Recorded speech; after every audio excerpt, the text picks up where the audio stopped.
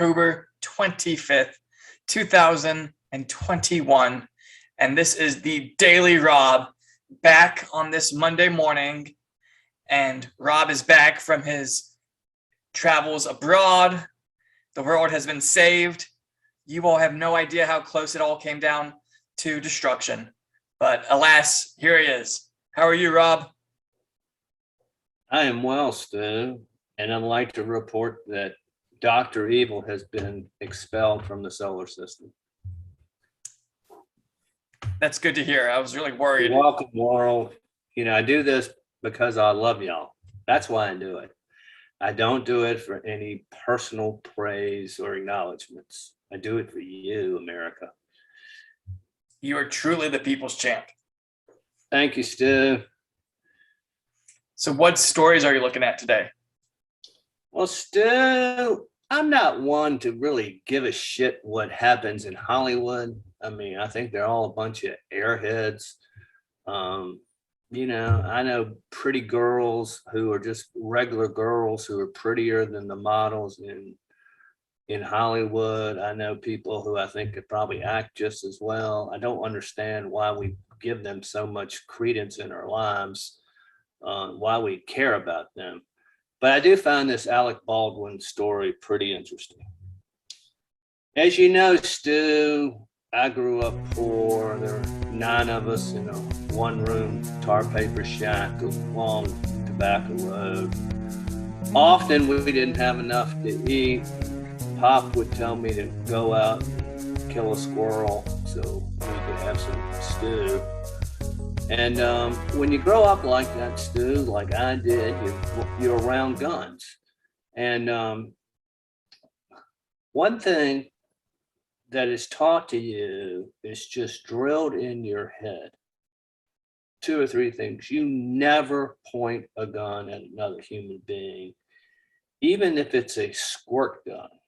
And when you raise your children and they have toy guns and things like that, you just drill it in their heads. Never, ever point a gun at a human being. When you go dove hunting or duck hunting, you always know how to carry the gun. The other thing is you always look for a round in the chamber. Mm-hmm. Or a round in the gun. I have guns upstairs, and if I move those things, I always just pump it up and look to see if there's anything in there, even though I absolutely know there's nothing in there. It's just what you do. Now, these Hollywood elites and Northeastern liberals, they don't know, well, they think they know everything, but they don't know anything about guns. And we all know that Alec Baldwin is a hothead, but there's just no, and the media reports are that the gun discharged accidentally. Stu, guns don't do that. Guns don't have a mind of their own. They don't just discharge. So he pointed that gun at somebody, okay? Number one, that's negligence. But number 2, you always check to see what's in that gun. So I don't know how somebody who shoots and kills somebody like that isn't some form of negligent. And of course, there are all kinds of reports about him being hot-headed and having fights with the union and the people who were on the set, not having the working conditions and mistreating them. And, you know, you've heard that tape he had that time with his daughter where he called her all kinds of names, and it wouldn't surprise me if he just got pissed off and thought he was going to scare somebody and pointed the gun and pulled the trigger and boom. I mean, it's going to be interesting. And of course, I'm sorry to hear about the person who died. Another story, the CDC, Rochelle Walensky. This is the totalitarian world we live in, Stu. This is 1984. She said, of course, she considers herself part of the Biden administration, but she's not. She's just head of the CDC. But she said that they are going to educate and counsel those who want to remain unvaccinated. Let's just send them to Siberia and put them in a gulag while we're there, Stu. Of course, the people who have lied to you the most probably the most egregious lies we've seen in 100 years are the ones who are going to educate you. Isn't it interesting how the people who claim to be the experts seem to have the most disastrous results? So Alec Baldwin claims to be an expert on guns and wants massive gun control, ends up killing someone. And then the CDC claims to be the experts in all things medical, and now they're resorting to having to do some sort of educational process for the people they can't afford, or institutions can't afford to lose just to keep them. Like, people can't self-educate. So it's just interesting. Dude, this time you're dribbling the ball, and instead of shooting the three from the corner, you jump from the top of the key and you tomahawk dunk it, son. Like Grant Hill back in the day. Grant drives and a thunder dunk! Pounded and a foul! You're right on the money about that. Experts suck, okay? I wrote an article on this, but you know, they have no real world experience, and you see it throughout every discipline, every business, every level of politics. You know, they suck. Markets determine what's right and wrong generally, and individual thought. Okay, Stu, another just kind of an interesting side note here. It's kind of about lying in the CDC. The British are not lying about their COVID results, their testing. 70% of the people who are dying of COVID have been double vaccinated. So over the weekend, this superintendent of Manchester schools said that 30 students were out with COVID, but he also said 14 were out with side effects of the vaccine. So what's the situation here? How many people have you got off at the moment with COVID? So yesterday we had 30 tests positive, and 14 were sent home with positive lateral flow tests, so there'll be another probably 10 or 15 today. And then we've had the vaccinations, and we've got 14 off with vaccine side effects. So you did. Now, the 30 who are out with COVID, all those kids are going to be fine. We know that. Plus, are there really 30? A relative of yours, Stu, last Friday, he was told he had COVID. It's a false positive, you know. I don't know what percentage of these tests are just false, but so I doubt that there are really 30 in this. But the 14 kids, you know, that could very easily be lifelong side effects or permanent damage to their body, like the cardiac problems that happen with young people who have been vaccinated. So just kind of interesting. Another story, Stu, is my man Travis Tritt. I'm a member of a country club. Country music is what I love. As you know, Travis said a week or so ago that he was not going to perform at any venue that enforced a mandate on a vaccine. Well, he was scheduled to sing the national anthem at the Braves game the other night. What does the totalitarian left always try to do, Stu? Control. Well, control and cancel. So there was this big movement that he should be canceled, you know, because he has an opinion. Well, kudos to the Braves. They didn't cancel him. And Travis sung the national anthem, and he also spoke up against what he called the wingnut cancel culture. So Travis, good on you, son. And thank you for allowing us to have our video on YouTube, Travis. Yes. The October 20th video is now back online after contesting the copyright. Oh, we won that? Yeah, we won that. Stu, again, this time you're driving to the net and you pull up for the easy jumper, son. I'm like the John Stockton of podcasting.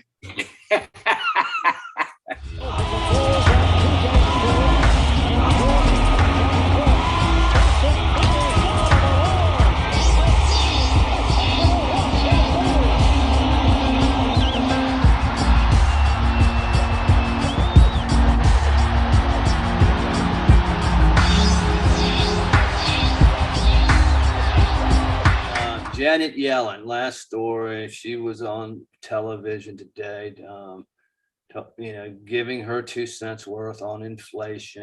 And she said that it's basically not that big of a deal. It's going to continue into next year. And all I want to say is the Federal Reserve is a paper tiger.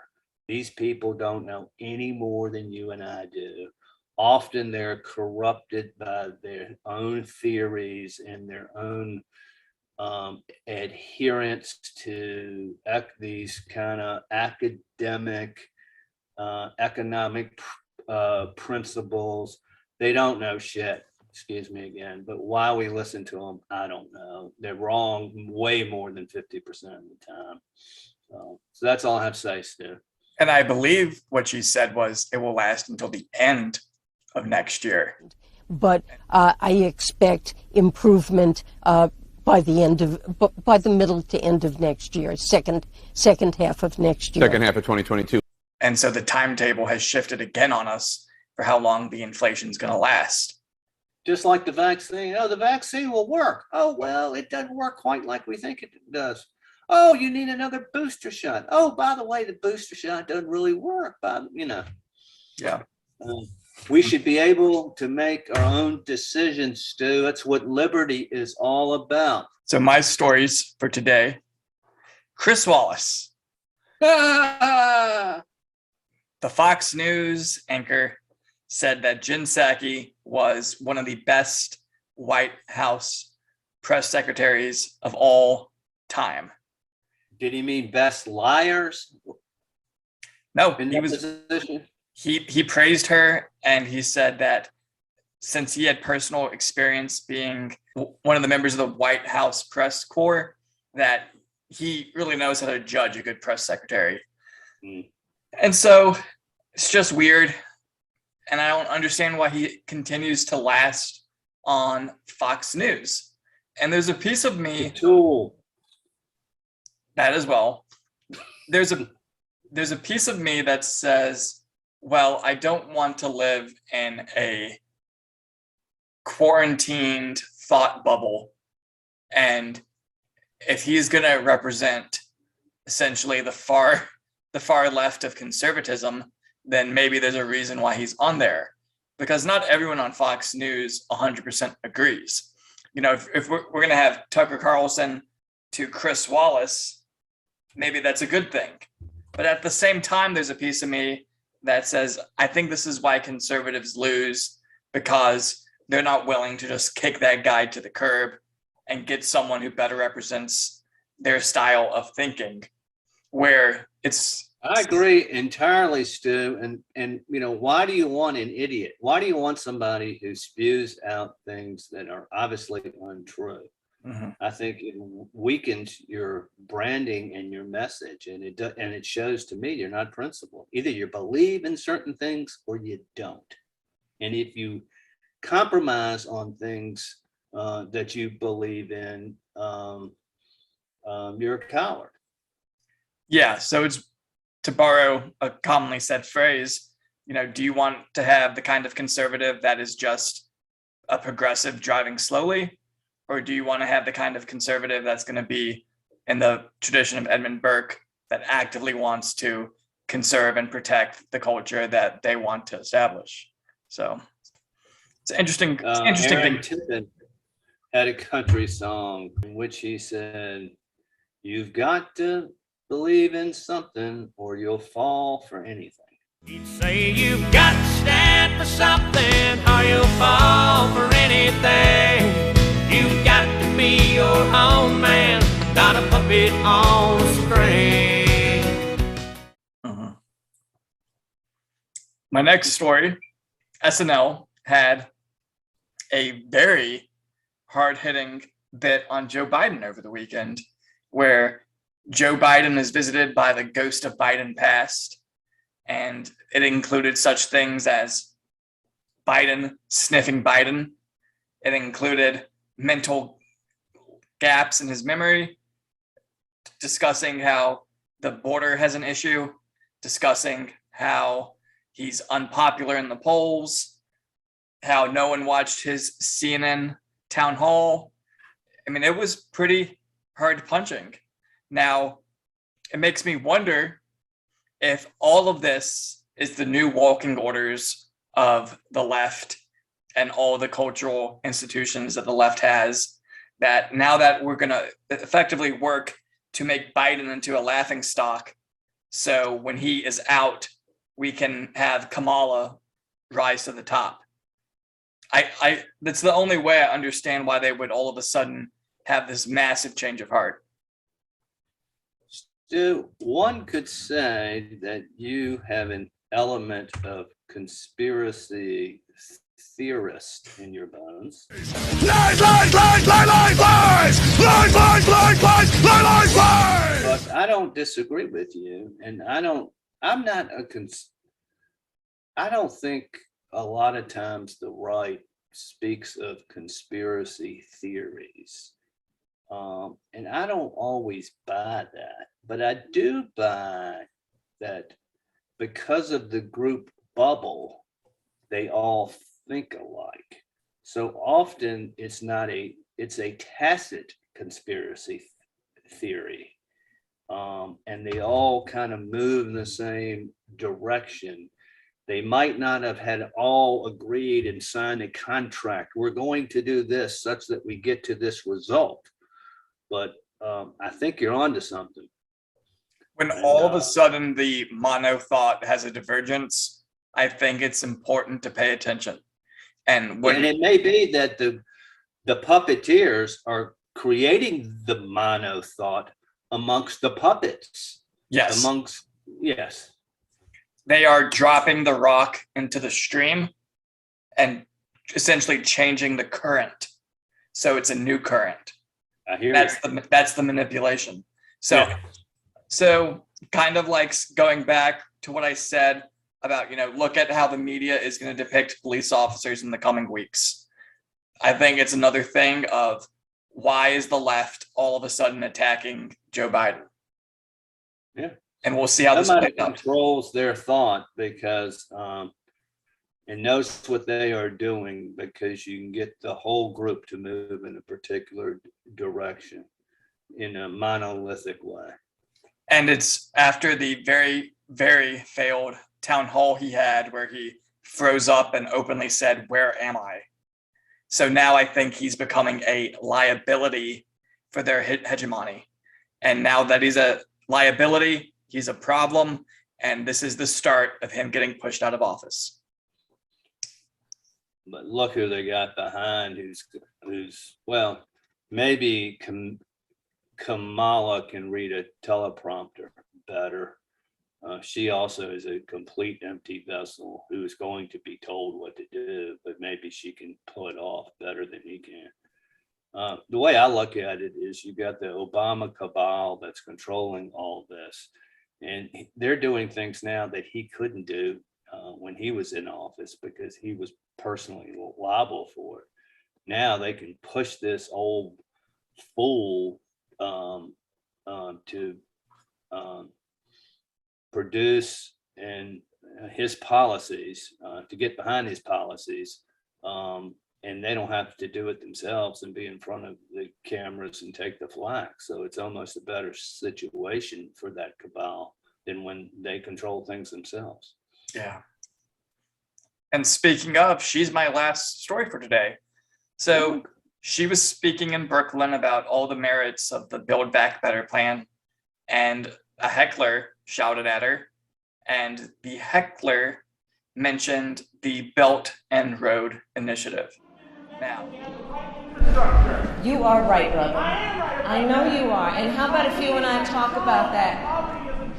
So let me finish. Why aren't we working with the Chinese on their Belt and Road Initiative? Okay, you know what? You and I will talk after I give my comments. Now, for a lot of people, this might be their first time hearing about the Belt and Road Initiative.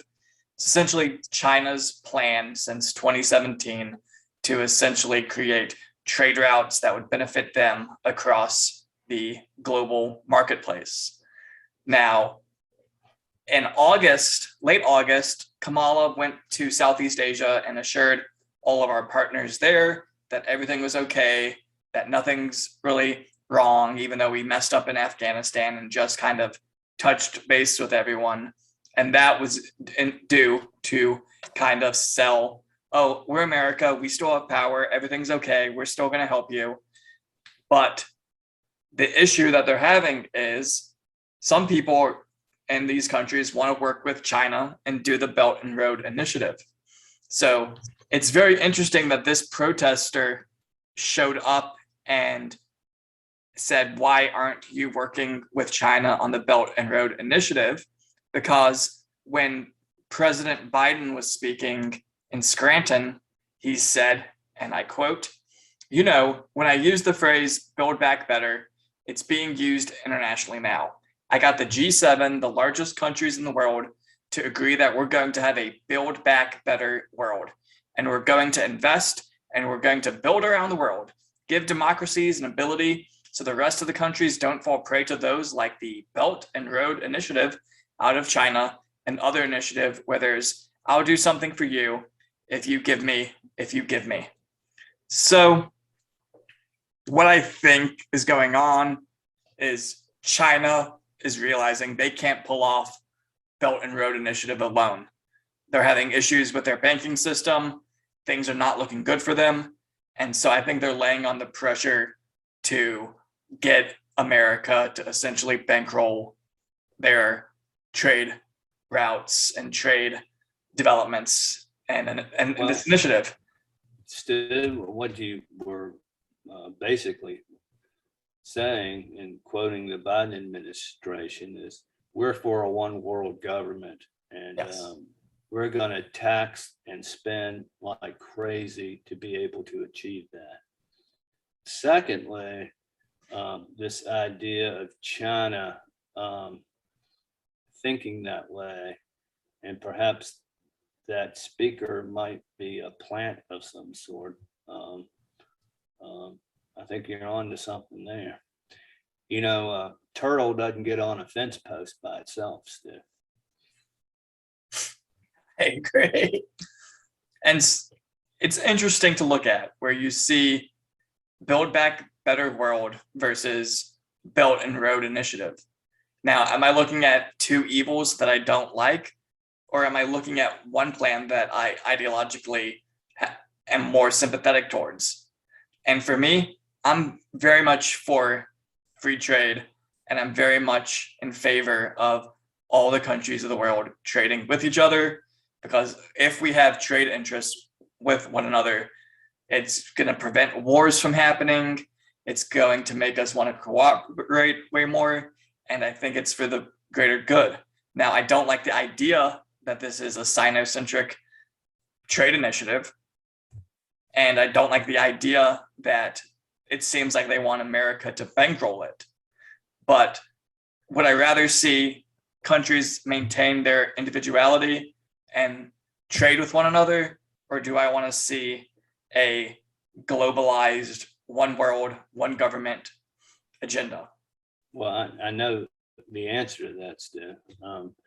Adam Smith said back when France was Great Britain's mortal enemy, what's good for France is good for Britain. And trade, open trade with all the countries of the world, free trade, not some European central government, EU, where they want to control the price of this and that, but free trades where people who are selling their goods are making the decisions instead of government is always preferable. Yeah. So another thing to keep an eye on in the weeks ahead. Do I have some words of wisdom? That's what you're going to say, isn't it, Stu? Yes. Do you have any words of wisdom for us today? What do you think the answer to that is? Of course Yes. I did. Yeah. So Stu, it's football season, and we all know that football is America, okay? We also know that soy drinking latte boys, liberals, don't really care about college football. But we real men, meat eating, red blooded Americans do. Why is that? Because football is representative of American values. It's emblematic of the toil the hard work that goes into being successful. What makes America great? The opportunity to shine. So, Stu, I thought I would read some quotes. You cool with that? I'm cool with that. All right. Let me, Stu, I might have a problem. Okay, here it is. All right, Stu, you ready? Yes, sir. If you want to guess who these legendary people are, go ahead. Okay. The only place success comes before work is in the dictionary.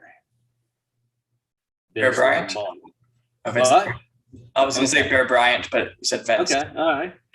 Football is like life. It requires perseverance, self-denial, hard work, sacrifice, dedication, and respect for authority. All things the left hates. Vince Lombardi. Okay. Here's a short one, Stu. This guy coached for a school in Virginia at one point. No one ever drowned in sweat. No clue. Lou Holtz. Okay.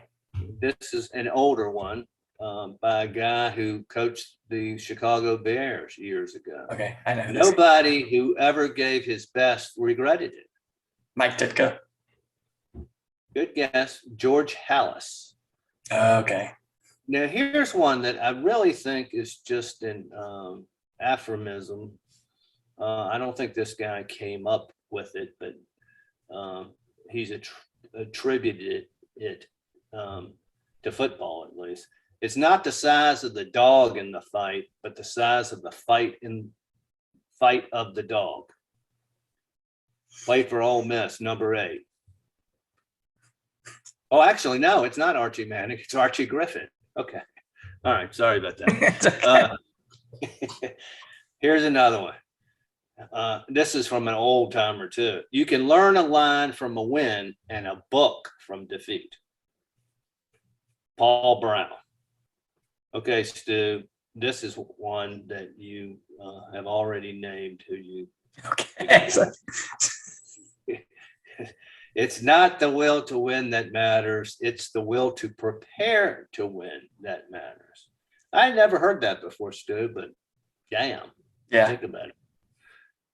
Winners never quit and quitters never win. We all know that one, Vince Lombardi. And Stu, to give this an international flair, I will read the famous quote from the Iron Duke himself. Doesn't have to do with football, but it has to do with sport and manly competition. The Battle of Waterloo was won on the playing fields of Eton.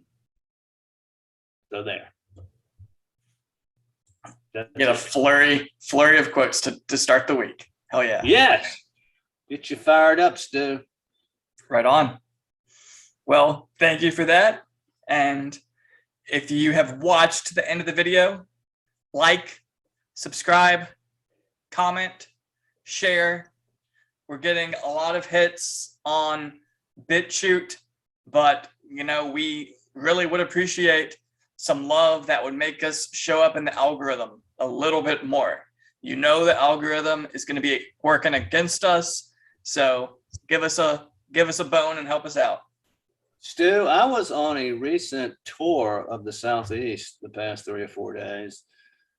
Emporia, Virginia, Raleigh, Charleston, Winston-Salem, and everywhere I went, ladies said, that Stu is my man. I love Stu. So there you go, Stu. You got a huge audience, my man. Well, they know I'm gonna not pull my punches. So there you go. Okay. All right, Stu. All right. See ya. See ya. Bye. I was born and raised down in Alabama on a farm way back up in the woods. I was so ragged that folks used to call me Patches. Papa used to tease me about it, of course deep down inside he was hurt because he'd done all he could.